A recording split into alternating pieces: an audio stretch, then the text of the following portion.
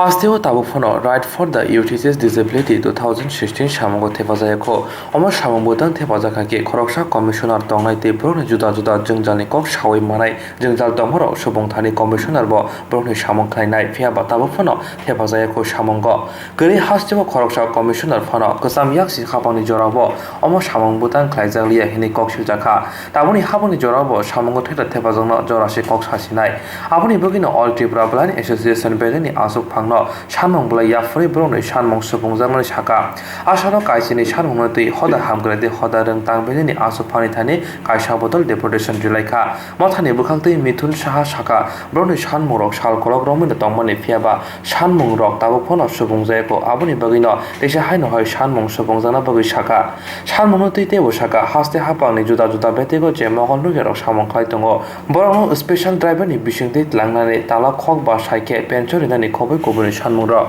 প্রথম যে সত্য সেটা হচ্ছে প্রতিটা রাজ্যে প্রতিবন্ধীদের অভাব অভিযোগ শোনার জন্য একজন ফুল টাইম কমিশনার নিয়োগ করতে হবে।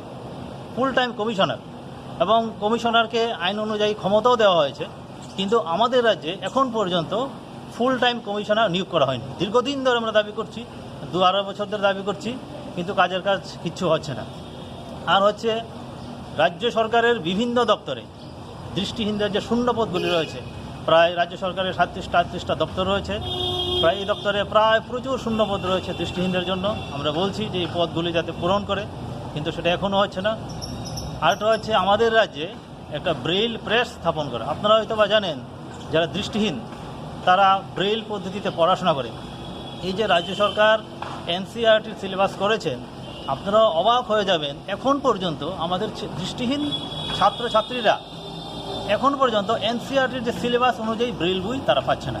তাহলে বই ছাড়া ছাত্রছাত্রীরা কীভাবে পড়াশোনা করবে আপনারা বলুন।